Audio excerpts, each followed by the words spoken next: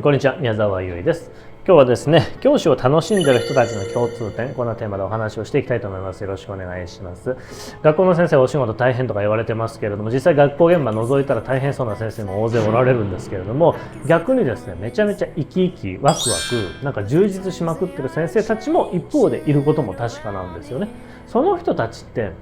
なんでなんですか？なんで楽しそう？なんでいつもワクワク楽しそうに充実できてるんでしょうかね。その人たちはその人たちのちょっと共通点っていうのがあると思うんですよ。で、結構そういう人たちと僕お話をさせていただく機会が多いんですよ。苦しんでる先生たちとお話をさせていただく機会も多いんですけれども、ワクワクしまくってるなんかそういう先生たちとお話をする機会もあるんですね。で、共通点がちょっと見えてきたんですよ。今日はその共通点をお伝えしていきたいと思います。この動画最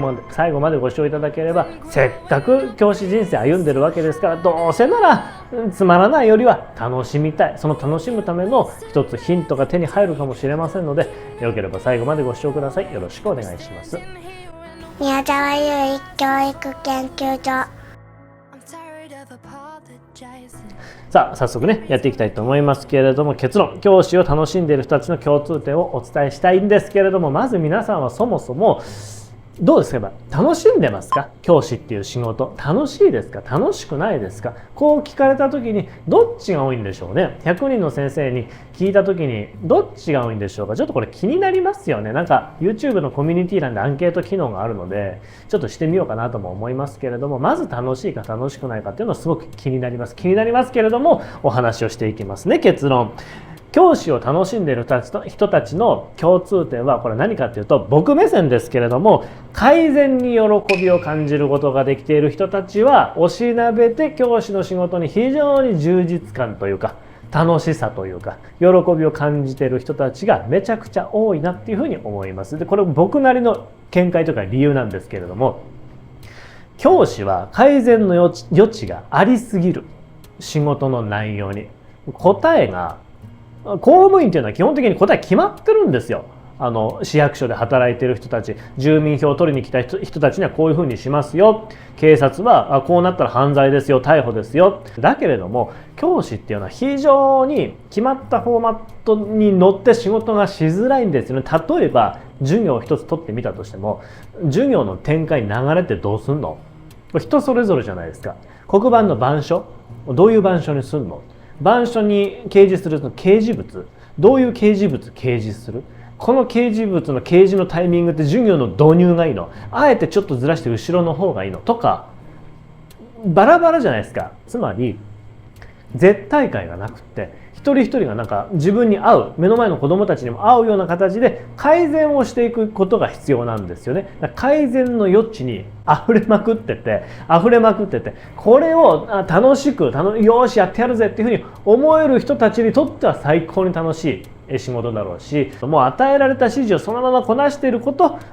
がそれが好きなんだっていう人たちにとっては結構苦しい仕事なのかもしれないなというふうに思いますね。じゃあそんな改善の余地にまみれた仕事を波乗りスイスイ楽しんでいくためにはどうすればいいかというと、一つ分野をフォーカスしてですね、そこを突き詰めていくっていうことですね。突き詰めていくことによって一つの分野の力が明らかに上がってきます。結果的に芋づる式に他の力も上がっていくんですね。なぜなら仕事っていうのは基本的に原理原則があって、一つの仕事がうまくいくということは他の仕事も結構うまくいくためのコツをつかむことに等しいんですよね。なので全部うまくやろうとするんじゃなくて、一つを改善積み重ねることによって他もうまくいくよ。例えば算数の授業を突き詰めていくことによって気がつけば他の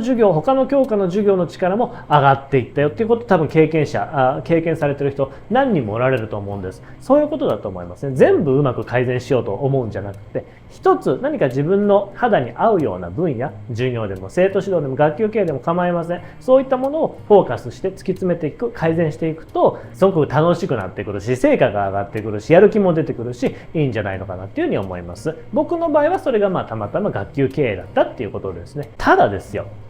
最後ちょっと注意点が2つあるんですけれども、その2つ紹介して終わりたいと思います。今その改善を楽しめている人たちへのちょっと警告と、今改善を楽しめていない人たちへのメッセージっていうのもあるんですね。それを最後に紹介して終わりたいと思います。ちょっとおじちゃんからのね言葉だと思って、よければ頭の片隅に置いといてください。今改善に改善を重ねて、その問題解決、試行錯誤そのものが楽しくって、教師の仕事面白いな、うまくいくことばかりじゃないけれども掃除で楽しんでできてるよっていう人たちにメッセージを送りたい。何かっていうと、成長には改善には陰りが来るっていうことなんですよ。確実にやってくるんですよ。算数の授業の教材研究、やればやるほどいい授業伸びていったのは最初なんですよね。最初の1年2年3年4年5年なんですよね。ところがなんとなく雰囲気が分かってくると、やっぱり伸びしろっていうものはちょっとずつ尽きてくるわけですよ。で、成長率が落ちてくるんですね。その時に自分で自分に対してがっかりしたり残念な気持ちになったり、あるいは飽きてきたりするんですよ。つまりいつまでも楽しんで自分自身に興奮して持続可能に働いていくためには、ちょっと今のまま働いていくとどこかで陰りが来ますよっていう、そういうことなんですね。で、僕自身実際そうだったんですよ。ところが僕はそういったアドバイスをしてくださる方はなかなかいなかったんで、困ってしまった、どうしようかなこの先っていうふうに思ってしまったことが何回かあるわけですよ。そんな先生に伝えたい。どうすればいいのかっていうと、自分自身に慣れてきた、産んできたなっていうふうに思うんだったら、あえて自分自身に刺激を、あえて自分自身にイレギュラーな刺激を与えてあげるといいと思います。イレギュラーな刺激っていうのは、今まで自分が持っていた力とか知識とかスキルでは太刀打ちができないような状況下に自分をあえて置くことによって、どうすればいいんだろう、困ったな。多分その改善が好きな人たちっていうのは困った状況が好きなんですよ。M なんですよ多分ね。困った状況下に置いてあげればいいと思います。すごく分かりやすい例で言うと、自分が担任をしたことがない学年に行ってみるとか、自分が担当したことのない公務文書を持ってみるとか、あるいは自分が行ったことのないような講習に行ってみるとか、小学校だったら中学校とか、中学校だったら高校とか、あるいはもう学校を一気にね変えてしまう。もう自分が経験したことのないような探究の学校に行ってみるとか、大規模校に行ってみるとか、僻地なんか離れ小島のところに行ってみるとかね、あるいは極論ですけれども職種を変えるっていうのもありかもしれませんね。それは選択肢の一つとしてあっていいかもしれません。もしも自分自身に成長に限りが感じてきて、その成長こそに喜びを感じていたにもかかわらず陰ってきてしまうと、その人にとってのガソリンがなくなってくるんですね。結果自分はもうこの仕事できないんじゃないかっていうふうに思ってしまうことがあって、結構急いで退職届書いて、はい、辞めますっていう人が中にはいるんだけれども、ちょっと待てと、もうちょっといろいろできることあるぜっていうことをちょっと伝えたかったです。で、もう一つはですね、逆に改善とかそういうのなかなか楽しめない、本当は楽しみたいんだけれど今楽しむような状況にないっていう人たちへメッセージを送って終わりたいと思います。多分本当は改善をしたいんだけれども今楽しむことができない人たちっていうのは、改善を楽しむほどの余裕がないぐらいの状況に陥ってる人だと思うんですよね。例えば人間関係に困っている同僚、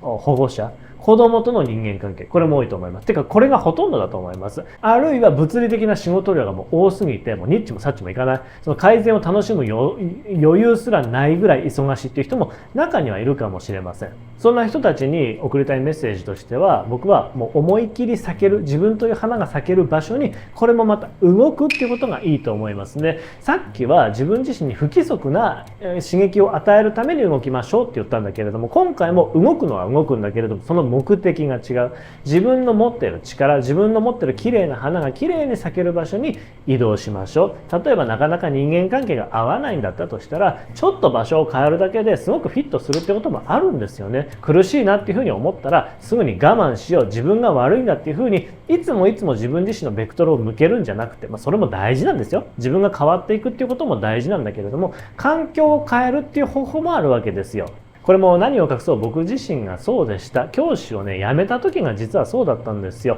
学校の先生たち、学級崩壊とかを助けたい、救いたいっていうような思いを持って退職をしましたけれども、実は他の理由もあったんですね。詳細は言いませんけれども、苦しくなっちゃったんですよ。学校現場で働いていることがね。その苦しさを最初は乗り越えることが自分は大事なんだって自分で自分に言い聞かせてたんですけれども、ある出来事がきっかけで自分の中のもうなんかこう緊張の糸がプツンと切れる瞬瞬間があったんですね。もうその瞬間にもうちょっと頑張る場所を変えてみようかなっていうふうに思いました。それが自分で自分の背中を押すきっかけになってですね、退職届を書いて、ちょうどこの12月ぐらいですけれども退職届を書いて校長先生に提出して、そして2020年の3月退職をしたっていうことも実はあったりしました。もちろんこれ退職しましょうっていうそういう動画じゃないですよ。そうじゃなくって自分で確かに歯を食いしばって頑張るのもいいんだけれども、ちょっと場所を変えるだけで案外解決する。なので今の職場で感じている苦しみによって自分は全然ダメなんだ、もうダメなんだなんていうふうに思わないでほしいなっていうふうに思いますね。はい、いかがだったでしょうか。今日はですね、教師を楽しんでいる人たちの共通点、こんなテーマでお話しさせていただきました。もちろん楽しむための源泉っていうのは100人いたら100人違うと思うんだけれども、その多くの共通点として改善の余地にまみれたこの教師という仕事のその改善自体に対して喜びを感じることができる人は学校の先生やってて楽しめる人たちなんじゃないのかなと思います。いかがだったでしょうか。今日の動画が面白かったよ、これからの教師人生ちょっと役に立ちそうだなっていうふうに思っていただけたら、よければいいね、コメントポチッとしていただけたらすごく嬉しいです。よろしくお願いします。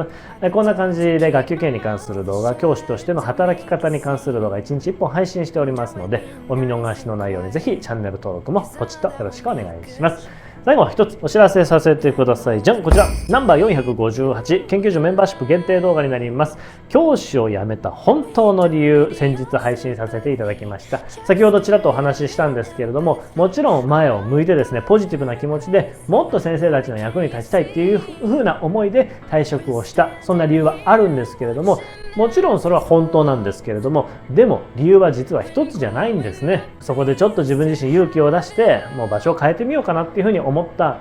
少しネガティブなお話もあったりするんですね。ただこれはやっぱり僕自身かつて一緒に働いていた同僚もいるし、教え子たちもいるし、その後ろの保護者たちもいるわけですよ。だから誰彼構わず自由にお話をしたいっていうことじゃないんですね。ということでこちら研究所メンバーシップの皆さんに向けて配信させていただいております。結構反響があってですね、いろんなコメントいただきました。例えばこんな感じ。メンバーシップ動画であってもここまでお話しされるのは